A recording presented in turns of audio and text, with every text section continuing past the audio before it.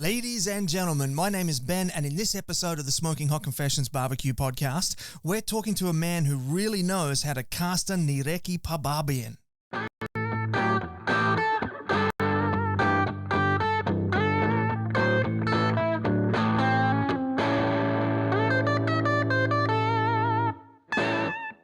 Hey family, I hope you're well wherever you are and you got that thin blue smoke rolling. Today is a first. The Smoking Hot Confessions Barbecue Podcast is heading to the Arctic Circle. We're going to be talking with Olav Skogaas from Norway. He's a pitmaster, he's a competitor, he's on the Traeger Pro Team, and he loves to fuse traditional Norwegian meats with low and slow style cooking. So that's going to be a really interesting chat. We're going to get him in here in just a minute. But before we get into that, I've got a few announcements I need to run by you first. We do have our beautiful merch available for you over on SmokingHotConfessions.com. We've got our t-shirts, hoodies, beanies. We've got our famous silver tumblers up there available for you as well, and a couple of ebooks there for you to check out. And speaking of ebooks, we actually have one available for free over there at the moment. It's The Beginner's Guide to Real Barbecue. Now, this was recently awarded at the NBBQA, so you know it's a good read. It's everything you need to know to go from zero to hero in low and slow smoking in your backyard. And the best part, we're giving it away for free. So head on over to SmokingHotConfessions.com. A pop-up window is going to appear. Put your details in there and we'll send them straight out into your email for you. Now, big welcome to the people that are joining us this evening in the Smoking Hot Confessions barbecue community on Facebook. If you're not there, it's our Facebook group. It's where we record these podcast episodes live. It's a really good time. It's a family-friendly barbecue group. All the other guff is left at the door, and we just hang out and just talk about barbecue. It's a beautiful, beautiful place, and we'd love to see you there. Now, if you're catching this on the replay on YouTube, give us a thumbs up or subscribe and hit that notification bell. On Facebook, it's all about the likes, the shares, and the comments, particularly the shares. Tag someone if you think that they would like to know how to cook whale or horse, because I think that's what we're going to get into some of that today. Over on Instagram, it's about the little love hearts, the comments, and the follows. And if you are listening on a podcasting app later on, make sure you give us a 5-star rating and review. That really helps us out, pushes us up the podcasting charts, and helps us spread our love of barbecue further and wider.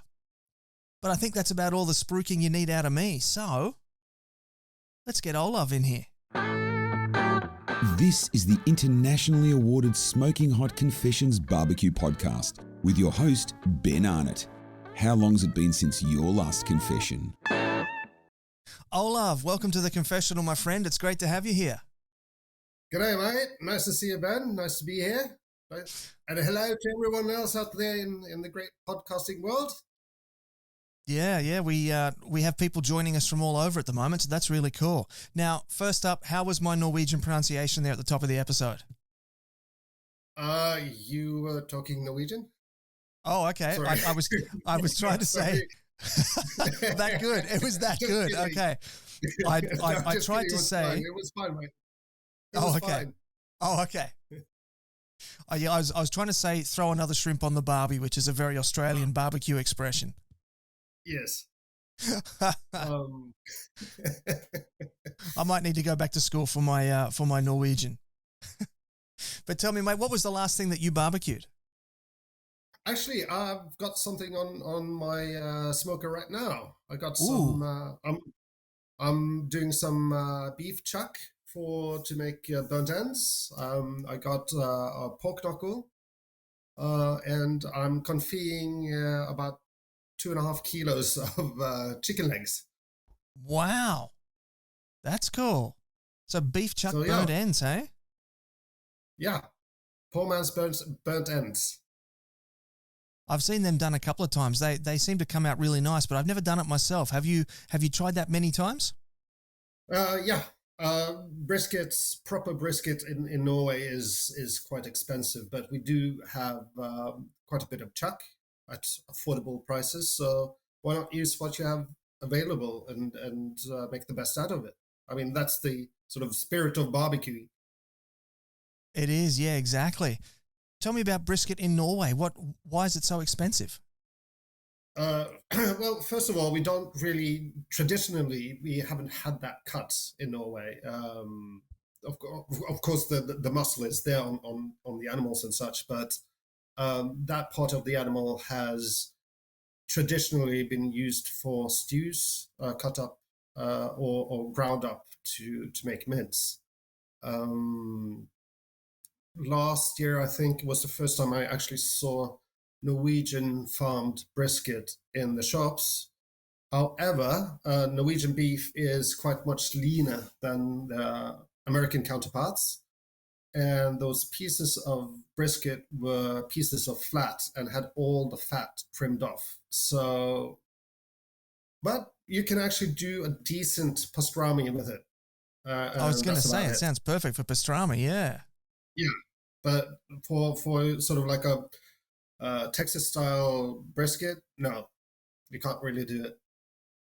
Oh, okay, so they're all imported then.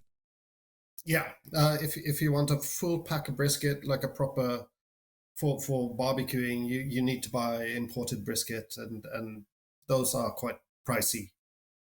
Okay, what sort of dollars are they pulling in? Oh, in US dollars, a full packer would cost you between $1,200 to $240. Okay, $120 to $240, not $1,200.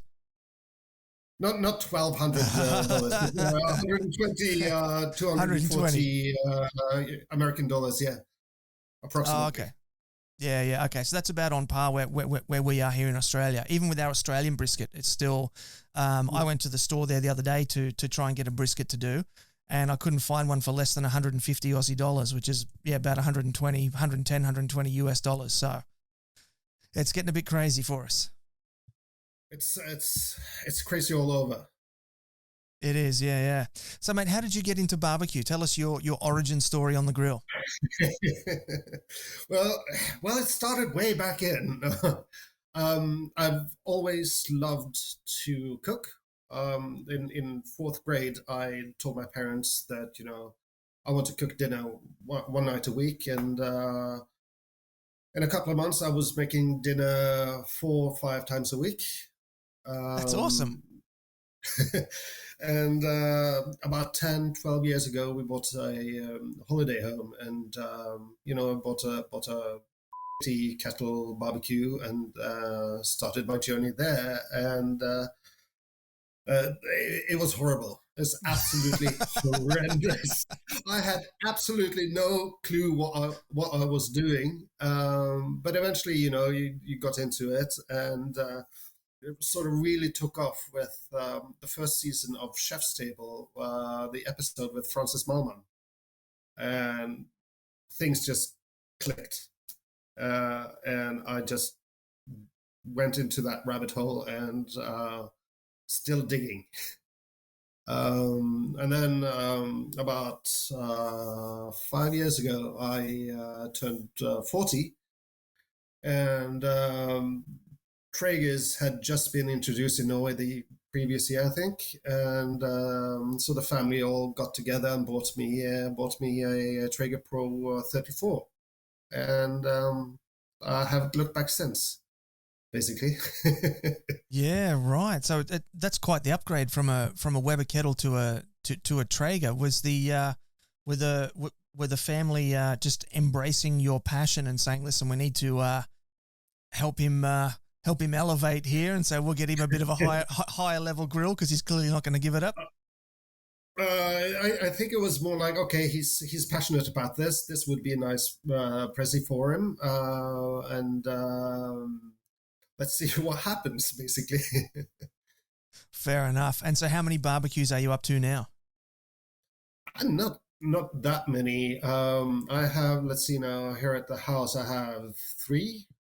And at the holiday home, it's just the one, which is basically a suspended fire pit. So I use wood that I cut down myself, and to fire that one up. But here at home, I have 2 Traeger pellet grills and a Traeger fire pit. Oh, right. Okay. So you didn't even keep that original Weber. That's been moved on. No, that wasn't even a Weber. That was a knockoff kettle grill. That's it was like $20 or something at a supermarket. I think it's in the shed somewhere, but I wouldn't use it today. No, those if it's anything like the knockoff Webbers we get here in Australia, it will have rusted through by now anyway. Yeah, most likely. And I do think that there's a couple of mice families that have moved in and taken residence. And so what's the time and temp on those mice? Well, I think mice is better done hot and fast, really. And chuck it in a pita and have some yogurt dressing on and bumps your uncle. Oh, there you go. Very nice. Just got to be careful with the bones as they're going down. Yeah, well, kind of like fish bones. You can usually crush them, but every once in a while, one will get stuck. Awesome. All right. So, what's your favorite thing to cook on those Traegers? What's your go-to when you're cooking something that you really want to eat, as opposed to like write about on your blog? I'm really, really fond of using pork belly because it's so versatile. I mean, you can do the now almost infamous pork belly burnt ends, which are tasty and should be outlawed because they're too good. You'll eat yourself into a heart attack and whatnot. It's pork belly is also excellent for pulled pork, and when I do pulled pork with that, I'll usually boat them with some aluminum foil with the skin on, because that will soften the skin, and I'll take the skin off and fry that afterwards as a nibble. In Norway for Christmas, it's very popular to have roasted pork belly, so you can do that as well on your grill, or just cure it, smoke your own bacon, which is far tastier than the stuff you get in the supermarket. You can do so many things with pork, and especially pork belly. But I do use a lot of chicken as well. Whole chicken wings, chicken legs. Yeah, it's hard to go wrong with some chicken wings. We've got the NRL Grand Final coming up, hopefully, fingers crossed, this Sunday. So, although it'll be come and gone by the time this is actually published, so there's going to be some chicken wings being done here in this house as well on Sunday. So, looking forward to that. Nice. I got a bag of chicken wings in the fridge as we speak as well, which will be done and consumed over the weekend. Yeah, nice. And so what sort of marinade do you put in with the chicken wings in the bag there? I usually don't marinate my chicken wings. I'll just chuck some good rub on them. Often I'll use sort of like a semi-rib-ish rub. If I want hot wings, I'll add some chili powder, for instance, Carolina Reaper, stuff like that. And then I'll usually sauce them. Melt some butter, add some hot sauce, have that in a small kettle on the grill as well, and just toss those wings in there and go to town. Lovely. Sounds delicious. Now we can see your logo there behind you, meatandmetal.no. That is your blog. Tell us a bit about that. That was started coincidentally about 5 years ago. I was furloughed at work, and I had some time on my hands. I like to write. I like cooking, and so I went, well, why don't I start a cooking blog, brimming blog? And so I dipped my toes in it at a sort of blog hosting site, and that was fine. And but I wasn't really pleased with it because it was very, very sort of confined in what you could do. You didn't have your own sort of branding. You can do your own logo, and ended up. So I thought I need a new name, and someone had made a comment about my weekend that did you have a weekend filled with meat and metal, because I'm a metalhead. and I sort of liked that, and registered that, and started writing, and it sort of just took off. Yeah, I was quite curious about the name there because I know that that metal is quite popular music style up there in Norway and Sweden and Finland there. So I was curious if it was that or if it was actually talking about like offset smokers made of steel. I didn't know if that was the connection or if it was a music thing. Very much a music thing, but then I also discovered that the expression, getting down to the meat and metal, is sort of getting down to the core of something as well. So it works on. So luckily, it works on a few levels. Oh, that's interesting. Yeah, here in Australia we say getting down to the nuts and bolts. Yeah. Yeah. Oh, that's interesting how that works out. So tell me, how have you been going like with the blog? You're getting a lot of traction with it. You're getting a lot of success. I was having a quick look at it before here. You've got a ton of all different types of recipes and all different things on it. Mm-hmm. It looks really good. Hey, thank you. It's it's taken a while, but traffic was slow, but it started to grow, and people started noticing, and that now for thus far this year, now we've sort of passed the big grilling barbecue season in Norway as we move into winter. But thus far, I think I've had some 140,000 visitors so far this year. So something Wow. around that. And that. And you meet people at events and stuff like that, and they say, "Oh, are you that guy? Oh, I love that. I love your stuff." And I've sort of what my idea behind it is that I want to help spread the word of barbecue and grilling, and help people move beyond what they typically do here in Norway, which are the burgers, the hot dogs, pork chops, stuff like that. You sort of think a bit outside the box. You can use a grill for so many other things.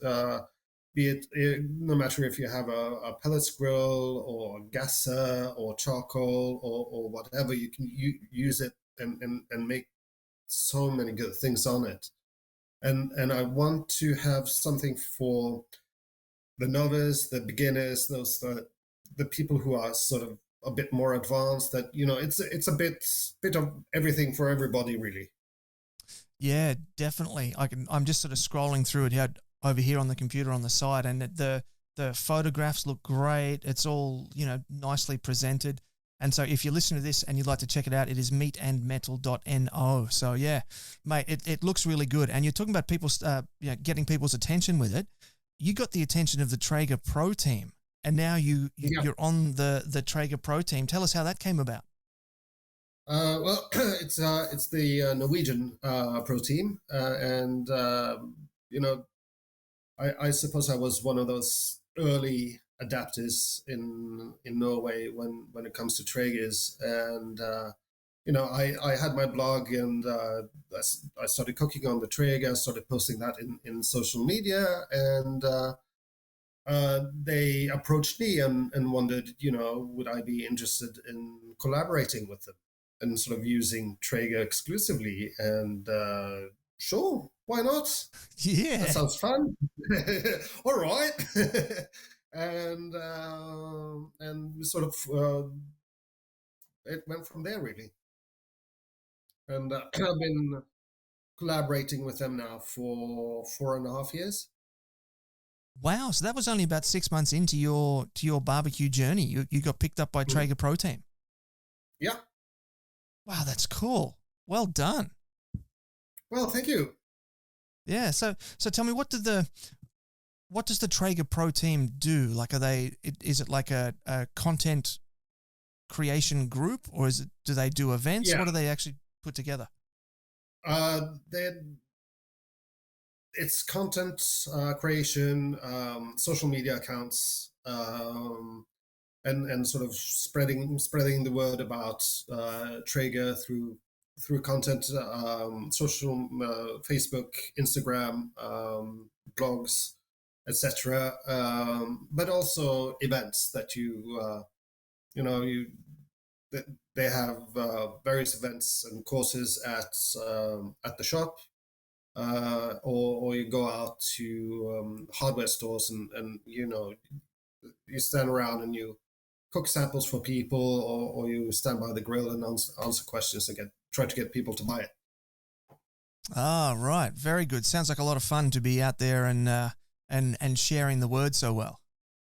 It's great fun, and it's a great way to meet people. And what's what's actually funny, I think, often find when you're at for instance, a hardware store, and people smell the food, and you would think that middle-aged men, that's the sort of prime audience, and they are by far the most interested, but overwhelmingly, the people who buy it are middle-aged or senior women.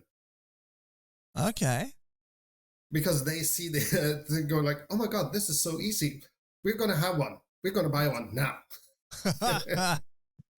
And are they mostly buying it for themselves, or are they buying it for their husbands or partners? I think mostly for themselves, but sort of like but also a bit for the family as such, yeah. Yeah, I know my wife is getting a bit sick of me dropping coals on the ground and burning holes in the grass and stuff, so she keeps threatening to go and get a pellet grill. So we might end up seeing what comes into Smoking Hot Confessions next. All right, so what does that mean for you being in that pro team? Do you get invited to events like in the US? Like, what is it? Is it a profile thing for you? What's your end in it? My end in it is that I am associated with Traeger. I do not work for Traeger as such, but I'm associated with them. I get some cool stuff from them every once in a while, and get some grills and to try out and test and have a look see and some cool gadgets and stuff like that. So still waiting for the big parent company to invite me over to the US. Got a project you'd like to work on with the SHC team? Shoot Ben an email on ben@smokinghotconfessions.com and let's have a conversation. Now, I've never actually talked about barbecue with somebody from Norway, so I've got a ton of questions of things I want to know about barbecue there in Norway. So let's start with the basics. So here in Australia, before the low and slow scene sort of became a thing, it was always just steaks, sausages, chops. If you were feeling exotic, you might get like a chicken on a stick, like a chicken skewer, and then it had to be grilled at super high heat, burnt till it was black all over the outside and raw in the middle. So I'm curious to know about traditional meats and ways of cooking them in Norway. So what you just described is Norwegian grilling.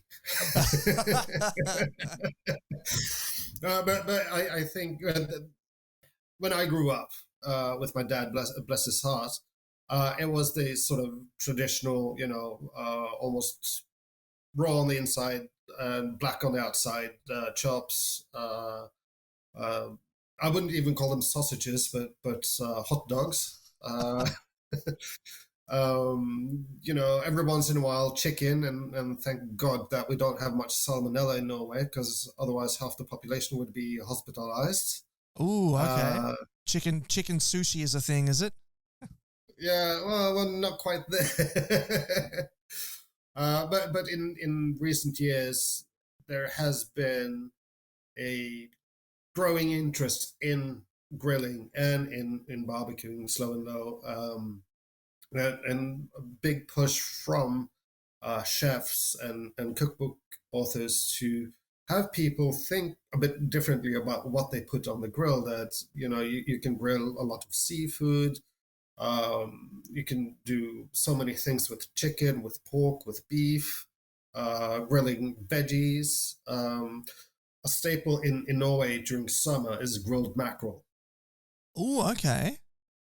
So beautiful, so simple. You take a mackerel, you just gut it, and throw it on the grill, and you grill it until done, and serve it with a cucumber salad, with a bit of dill and sour cream and new potatoes.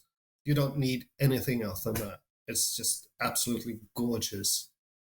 But what I want to do now with my blog and what I do is to take some of those traditional things we do in Norway. For instance, the roast pork belly for Christmas, put that on the grill. We're in the middle of lamb season here in Norway, and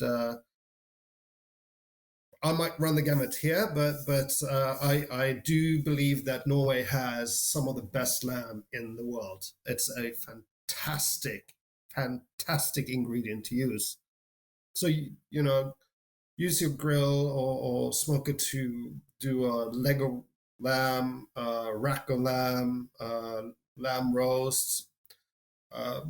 We have a dish called fårikål, which translates mutton in cabbage, which is a casserole or a stew consisting of mutton, traditionally now lamb, and cabbage and pepper and salt, and that's it. But why not deconstruct that? Smoke the meat, char the cabbage, and then let that stew together on the grill, of course. Yeah, delicious. It sounds good to me.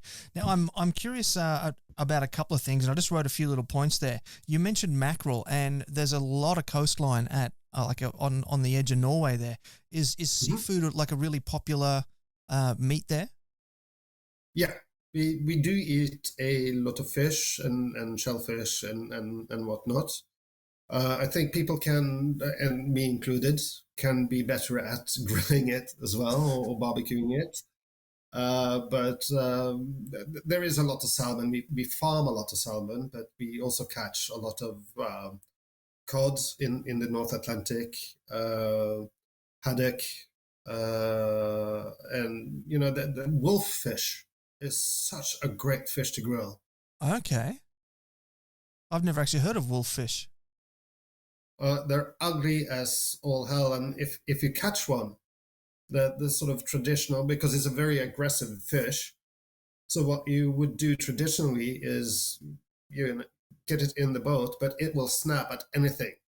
So you would just put your oar in its mouth, and it will snap onto that, and then you kill it. Oh wow! I've never actually done that myself, but sort of that was what they used to do, at least. Yeah. And so do you have like the traditional smokehouses for the salmon, and you like do that with the salmon to make sort of traditional cold smoked salmon?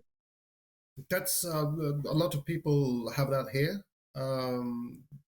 If you're going to do a cold smoke, that means you have to have a few meters of pipe and bury that in the ground to chill the smoke going into onto the salmon. But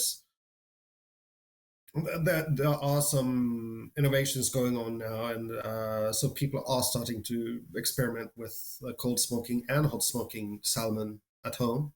If you're an avid angler, you will catch usually a lot of salmon during the season. I think a lot of those people do smoke and cure their own salmon. Oh, that sounds so good. I know I need to eat a lot more seafood. And I live on the coast here in Australia. I've got no excuse not to. I just love red meat too much. But I need me to. Too. And tell me about the lamb. You mentioned the lamb. Is it like a free range lamb? Is it fed on grasslands, or are they grain fed? It's grass fed. What happens in Norway is they will be inside during the winter for the most part, let out, just outside to roam a bit. But traditionally in summer, they will be put to pasture up in the mountains or in the woods, and they'll just go and graze on whatever grows there. And then come autumn, it's slaughter season. The lamb is usually about a year old by then. year and a half, Okay. and they have a very mild, slightly gamey flavor to it, tender and just beautiful. A couple of decades ago, they started importing what is now called wild lamb or Viking lamb from Iceland, Oh. which are sort of survivors of the type of sheep the Norse used to have. So it's a race that's over 1,000 years old, and they are that's even better. It's fattier, it's more tender, gamier. It's just absolutely gorgeous. I haven't heard of Viking lamb before. I've just written that down. I'm going to go check it out when we're done here. And they Sounds look interesting. cool too. Look like they look like they play black metal. Sheep that are metal fans. I love it. I love it. Okay, so when did the low and slow scene hit Norway then? Uh, Again, a couple of years ago. I think around 7 years ago, it sort of started, and then in the past 4 or 5 years, it's really started to take off for sort of the backyard smoking, barbecuing in the American sense of the word. There's still only a handful of barbecue places in Norway. We have plenty of grill restaurants, but proper slow and low with a wood-fired stick burner. Only There's only a handful of them around the big cities. There's one at a skiing resort, but they're starting to pop up more and more now. So it'll Oh, be interesting to see what happens now that a certain thing that we shall not mention has passed, to see what happens. yes, the madness. Once the madness is Yes, passed. the thing. Yes, yes, indeed, indeed. So are you able to sort of like pin it down to a particular thing? So, for example, here in Australia, we can sort of trace the influence of low and slow to barbecue pitmasters being screened on pay-to-view television in about 2013. So that was the first time that mainstream Australian culture was exposed to low and slow barbecue. And then 2014, our first competition body was formed, and then the scene's grown from there. Do you have a similar point in Norway's history where you can say, oh yeah, that was it, that was the thing? Not that I'm aware. I think it has more to do with the rising popularity of barbecue in America itself. That's sort of spilled over. People perhaps saw it on social media, on YouTube, and it started. What happens in America will eventually come to Norway, um, for many things, good or bad. But I I do think that's what happened more than anything else. Yeah, it's much the same as here. I believe the word is Americanization. Yes, very much so. Yeah. Okay, so tell me about the competition scene then. Is it a strong competition scene in Norway? Do you have to travel to other countries in Europe to get to a competition? Uh, there's been we did have a Norwegian championship going for a while, which I never competed in, I must say, and but that faltered because it was difficult getting sponsors. There were plenty of teams, and there's plenty of interest in competing in Norway, but people aren't willing to put in the time to organize it, I think, and it's not a big scene at all. There's some in Sweden, I think. There's one or two in Denmark, and then once you get down to Europe, Germany has quite a few. I know the UK has quite a bit, but that's become even more difficult after they decided on another thing. Uh, so yeah, Yeah, the whole Brexit thing that would sort of Yes. make traveling in and out a bit more difficult, I would imagine. Um, But so there are now, once this whole other thing again blows over, I mean, people are just aching to go and barbecue and show off. So I think next year, we're sort of past that season now in Norway, but I do believe next year there's going to be plenty of things happening. yeah, we'll get back there for sure. Now, tell me a bit about some of the more traditional Norwegian meats that you like to do. Now, you had mentioned off air whale and horse. I got a lot of Yes. questions, so you Yes, start bring it. and I'll interrupt with questions. Let's start with the latter first, with horse. Horse is available in Norway. There's still a bit of a taboo connected to it, because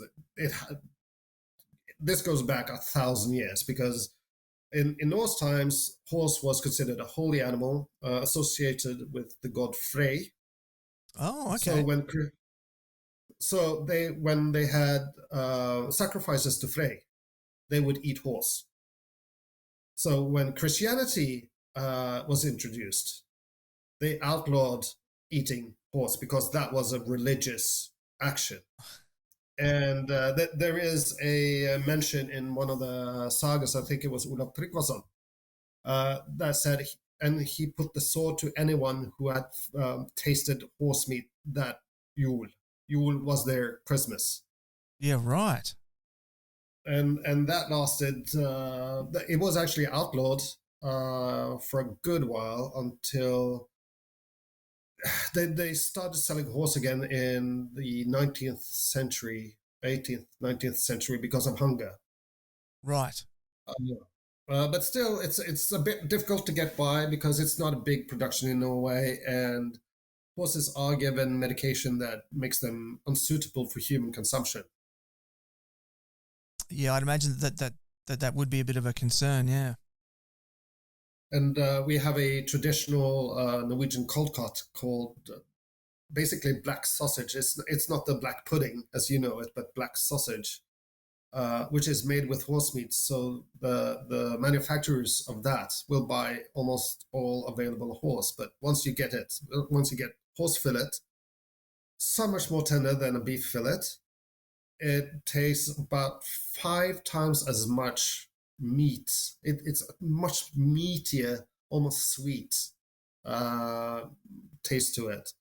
And if you give me the choice between a beef tenderloin and a horse fillet, 10 out of 10, horse fillet.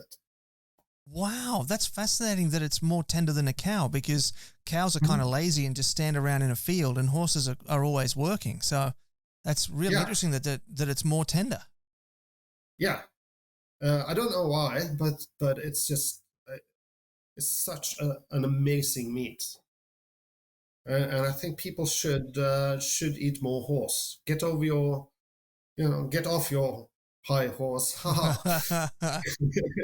and break that taboo and try it, because it's cook it like you would cook a beef fillet, a sirloin or a tenderloin, and it's just absolutely amazing. And so, what sort of flavor profiles do you combine with horse? Is it just salt and pepper, or do you have some native Norwegian herbs and spices that you put in there as well? Salt, pepper, serve it with it goes very well with a mild blue cheese sauce, or just Wow. on its own. It's delicious with a slight smoke from juniper. Yeah, interesting. Now, the other one that you did mention off air there, that was whale. And being Yes. Australian, the idea of eating a whale is it's highly Yeah. illegal here. So tell me a bit Yeah. about that. Actually, the funny thing, I remember a couple of years ago, I posted, that this a whale, and I posted that on social media, and that was my one and only death threat. Came from, I think it actually was a Kiwi. That Really? you bastard, you're gonna die for doing this and blah blah blah. But Wow. yeah, I know. I know it's also illegal in North America or at least the US.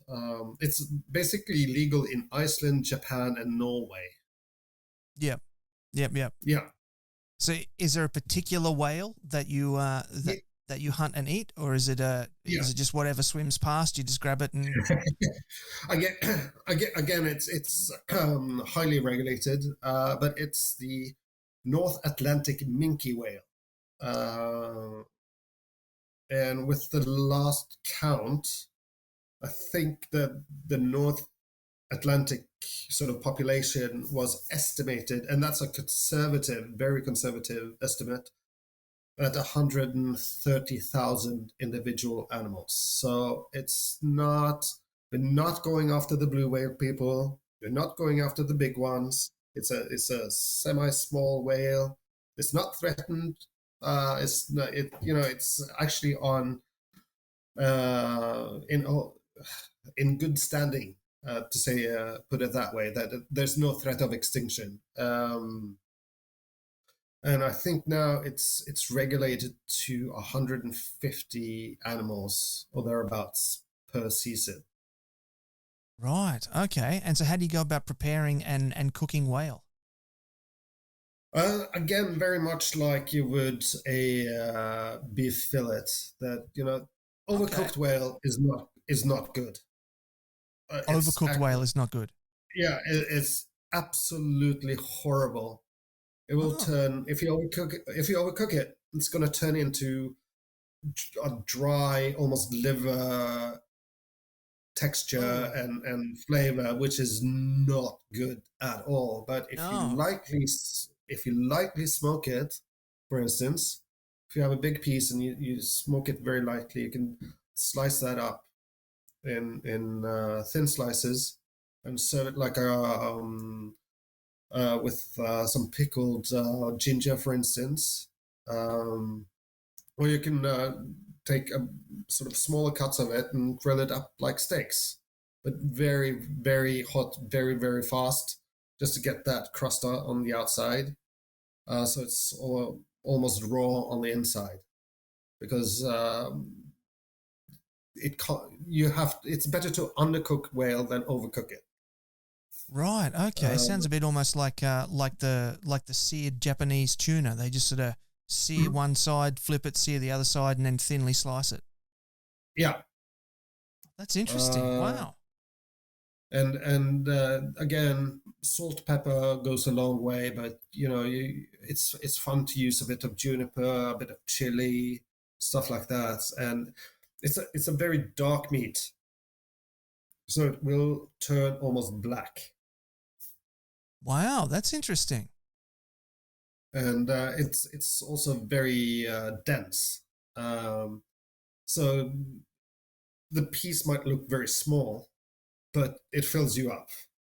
Ah, interesting. Yeah, probably because the whale does so much movement. The muscle fibers are going to be quite well tight and pulled together. And because of the whale's breathing, it will be saturated with iron, so it's sort of it's almost black to begin with, and the flavor profile is very, very meaty, and it's a lot of sort of iron tones in the flavor, and again the texture is very, very tender. It's very nice. I'll have to take your word for it, because if I get some here, I'll be in jail. So, but it is interesting. It is interesting. So now, one thing that I did have to ask, because I'm a bit of a baby about the cold. I live on the Gold Coast in Australia. If it gets lower than 25 degrees, I start complaining about how cold it is.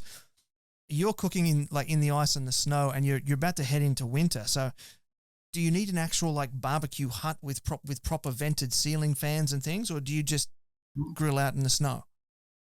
A lot of people have their grilling shacks or sheds, or sort of build a pergola around it, just to so that you don't have to shovel snow for 2 hours before you can barbecue. I need the exercise, so I'll take the shovel and go outside. But it's interesting to say that when it falls below 25 degrees, you think it's cold. Around 25 degrees is a Norwegian summer. That's summer temperature here. Yeah. Where I live in Norway, it doesn't get too cold. We'll have periods of down towards minus 15 centigrade, Ooh. but it's not too cold. But we do get a lot of snow here, so you'll end up having like a meter and a half of snow. So you have to Wow. dig your path and dig your barbecues out before you can start grilling. And I think the most important thing, I mean, it's nice in summer to stand outside, your t-shirt, shorts, have a cold one. In winter, I think you need to plan a bit more, that you can't be rushing in and out the house. So you sort of, you get everything out, you put it on the counter, you go through what you're going to cook, when you're going to cook it, and you carry everything outside. And you don't have to be afraid of it going bad. Good point. In the sun. Yeah. Hey, there's an upside. And you can just pop your cans of drink straight in the snow right beside the barbecue there. It's a natural cooler. You're listening to the internationally awarded Smoking Hot Confessions podcast with massive barbecue nerd Ben Arnott.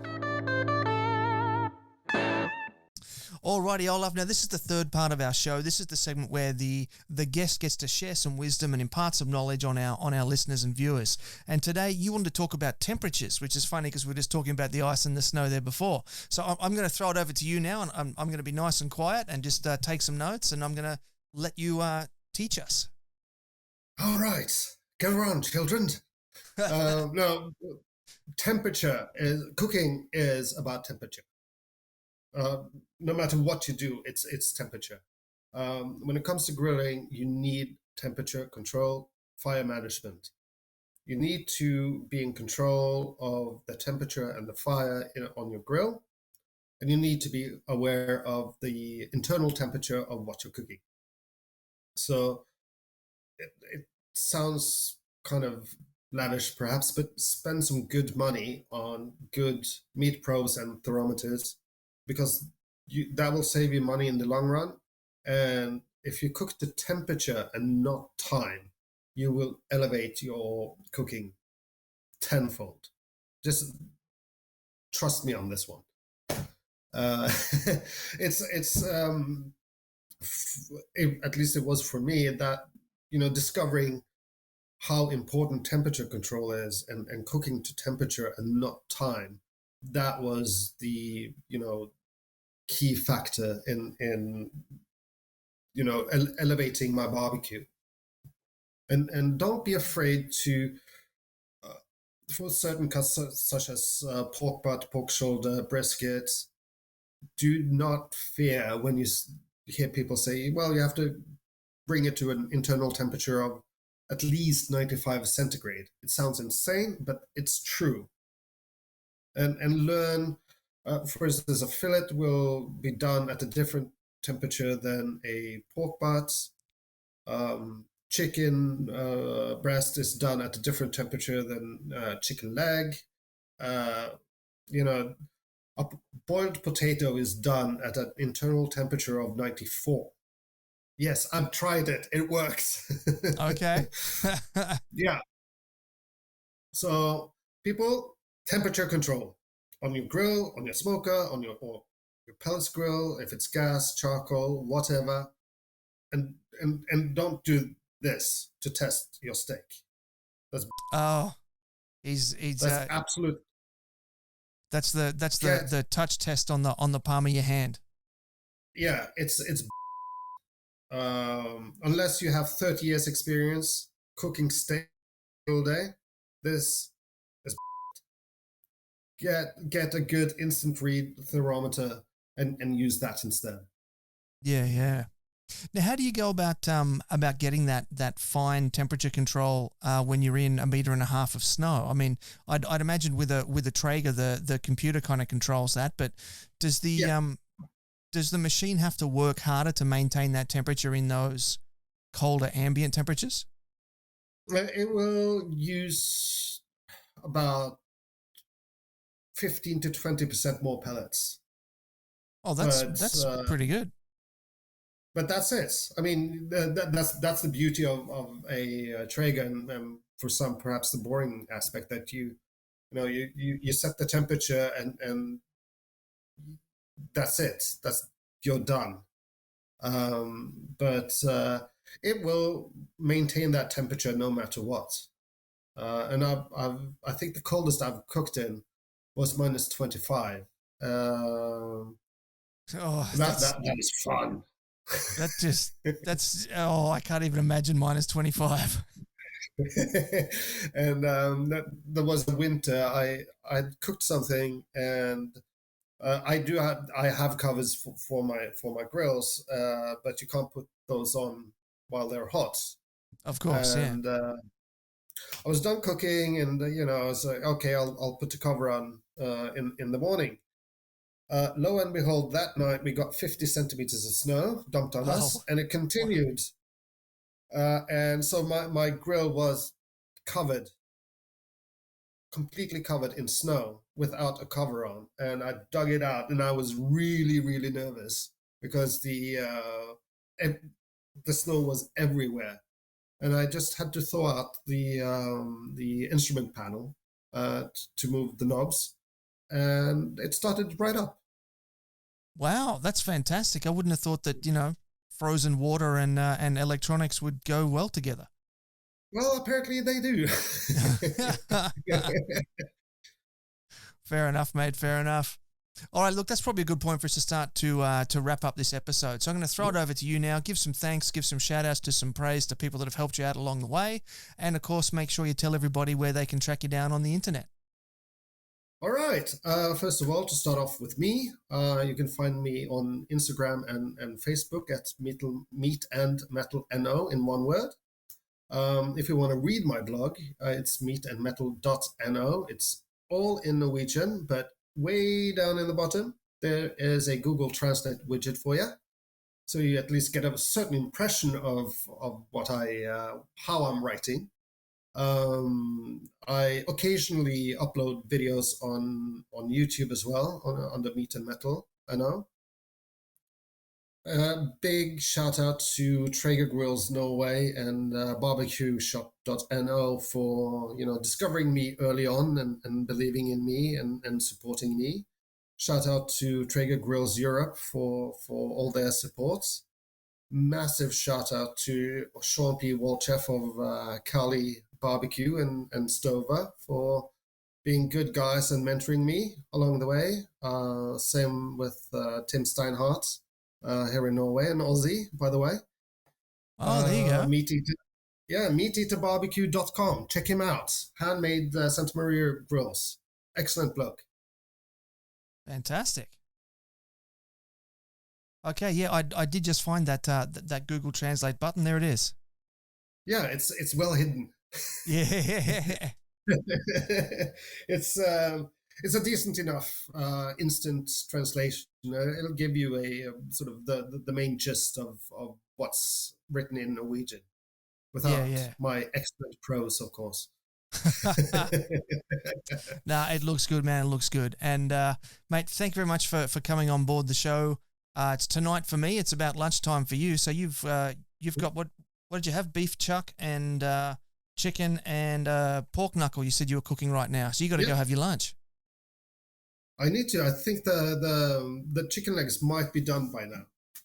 Well, mate, I'm jealous. I'm probably going to run down the street here and go get a burger from Burger King. So. Oh, nice. Well, I haven't cooked anything and it's almost 9 o'clock at night, so it's going to be a fast food night for me.